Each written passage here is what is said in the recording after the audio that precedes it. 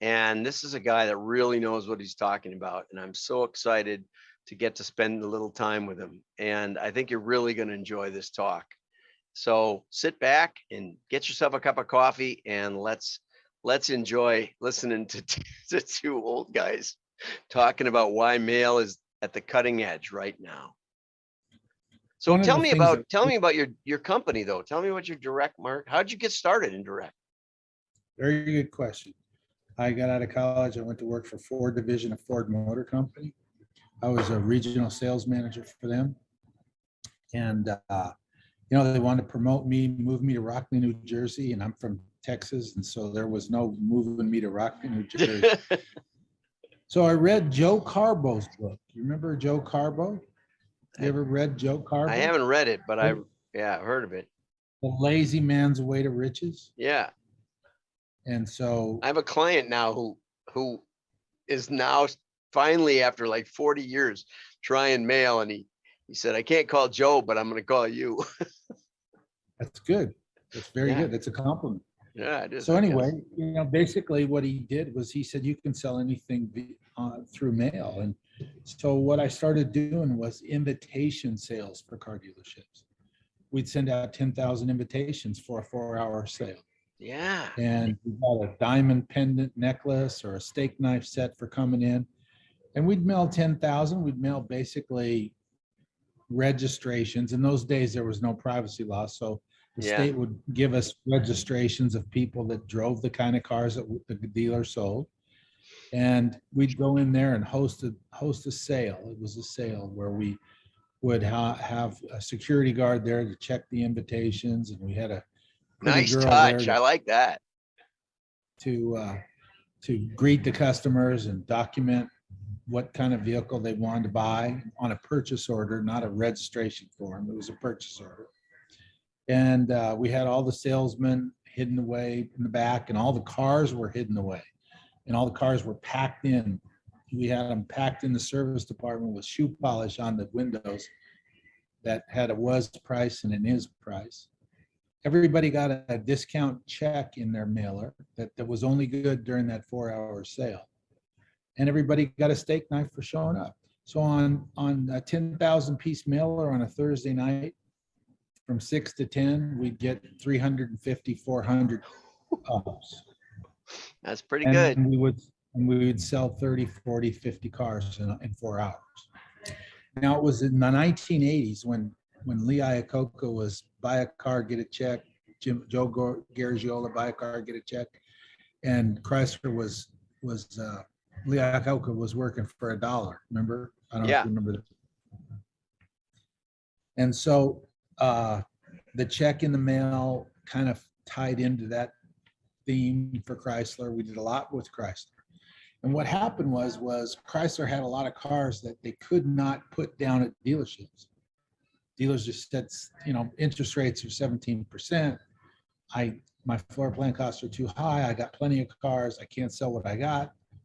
So what the factory saw how this worked at dealerships and said, why can't we do this with multi-dealerships? So we did these giant tent sales. And I don't know if we did one in Milwaukee. I did a Toyota tent sale in Milwaukee at the Wisconsin Fairgrounds. Sure. And what we would do is bring all the inventory that the Chrysler couldn't sell. They'd ship it to the fairgrounds, and the dealers then would show up with their salesmen, and we put up a tent and tables and chairs, and we'd mail 500,000 invitations instead of 10,000. We'd get 5,000 people. We'd get a 1%, 2% response.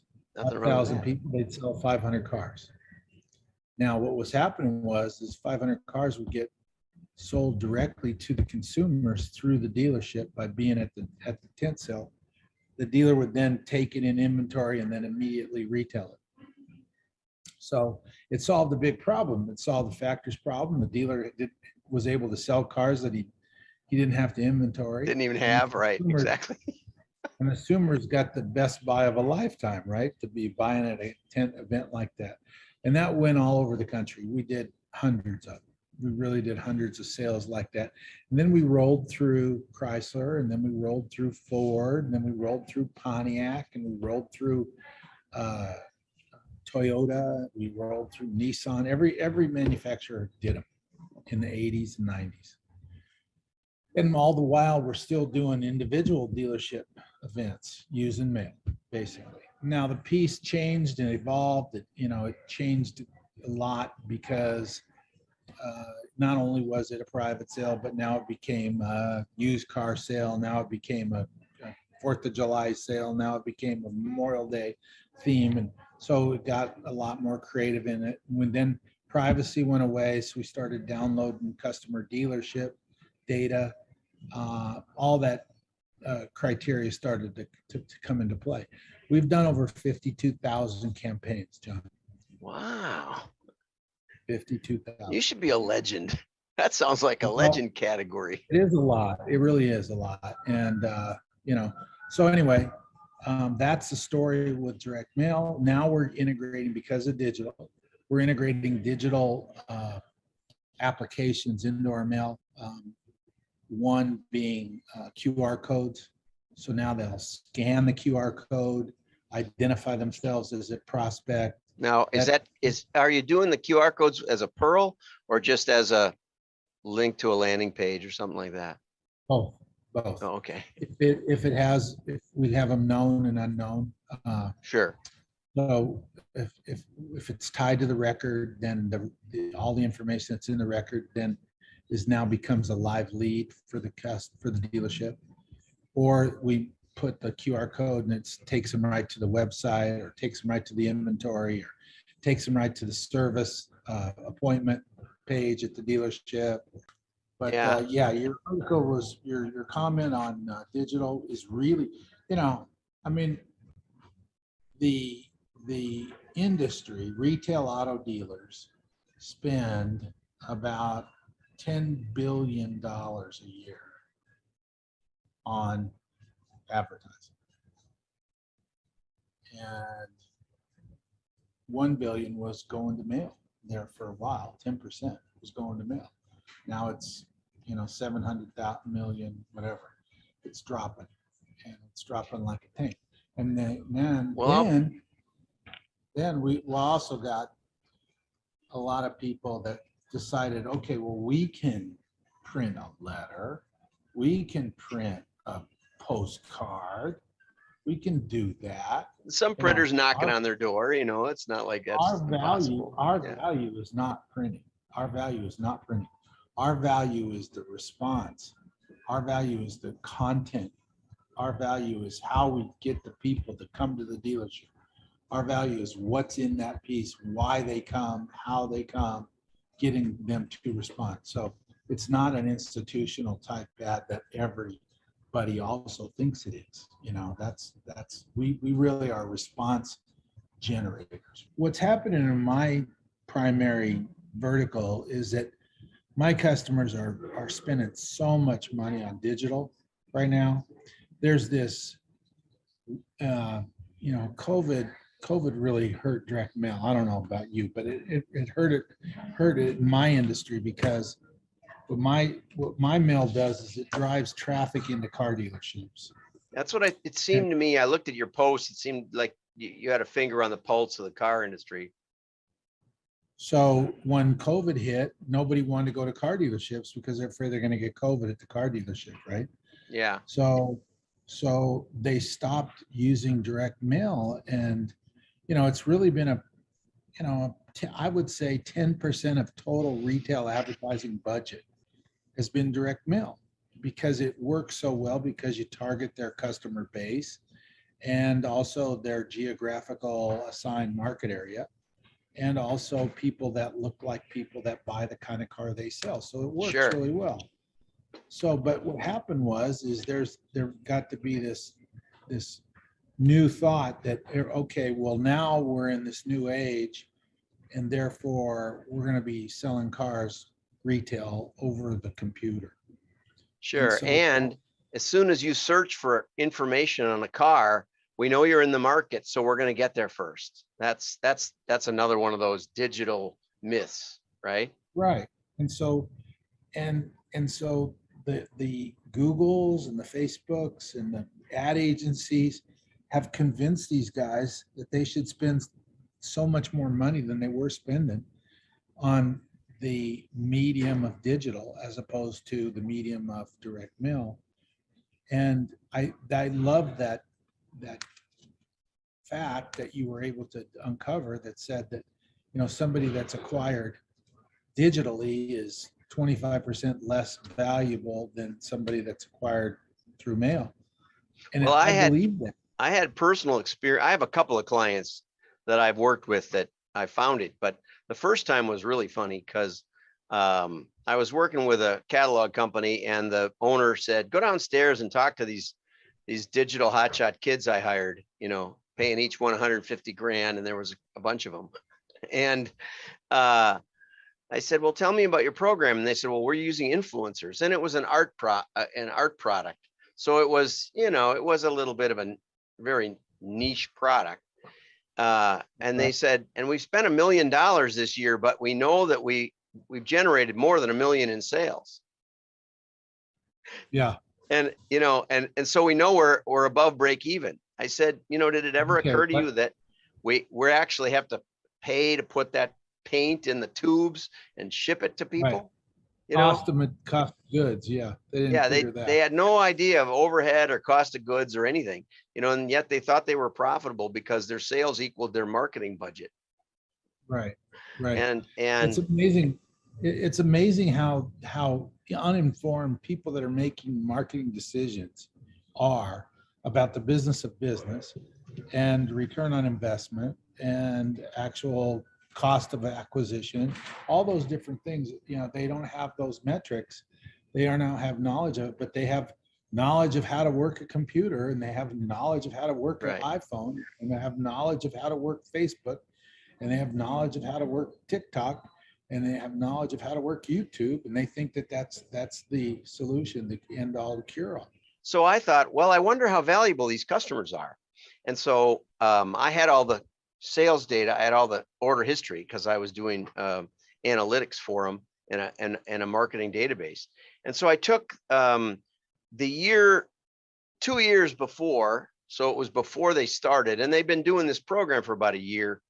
And but now we were in about the next 6 months. And so I thought, well, I'll compare the 6 month, you know, after the year ends, we'll compare how much was that class of customers worth in subsequent sales and profits in the next 6 months. It's not a careful lifetime value, but it was a way to do it. And then I said, and we'll take last year's customers that were acquired through their, you know, influencer program and all digital banner ads and such. And we'll compare the profitability of those customers. Well, it turned out to be 25%. That the customers that were acquired, not their acquisition cost, which was terrible, but just the value per head, the profit per customer was 1/4, 25% of the customers that had been acquired the year before and how they performed for 6 months. So that was my first experience. What's your reasoning? Do you think that because of the digital experience, there wasn't a relationship there that was perpetual? Well, there was a couple factors. We're not going to just blame it all on digital. One of the factors was that their main offer was, you know, 20% or 25% off list, or, you know, our regular prices, which they didn't take into account either. You know, so they're selling it. They're heavily discounting in addition to, you know, spending all the money on marketing and not generating much sales. So they were generating customers that weren't like our regular customers, which were real artists. They were generating, you know, moms who were going to buy some paint for their kids. And it was, you know, so it wasn't all the digital per se, but I wonder what you'd have gotten if you'd have offered that 25% discount to your catalog people. Right. I know. We would have done better, I'm sure. But then another client, and I've had a few of these where we kept track of who came in. They were testing out Amazon.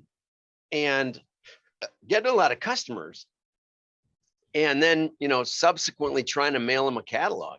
And what we found, and one was a sort of another, it was musical stuff. And we found that they were not worth mailing at all. And then another client more recently was gift, gift electronics and that sort of thing.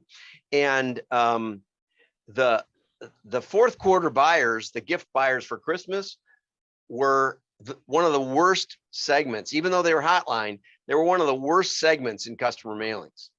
I believe that. So I made them more money by stop mailing the hotline from Amazon and digital acquisition than I probably did with all the fancy modeling that I did, because they were just worthless. Now we could mail them maybe once the next year in fourth quarter because we knew they were gift buyers. So I'm not going to, again, blame it all on digital, but we were able to mail our catalog acquired hotline. We were able to mail them first quarter. But we weren't able to mail the digitally acquired. Yeah. Yeah. So what they're trying to do in the auto industry is they're trying to turn buying cars like you buy stuff on Amazon.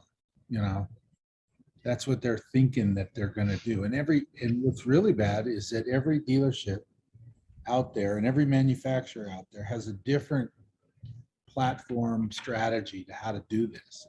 So it's really a cluster right now. There's no uniform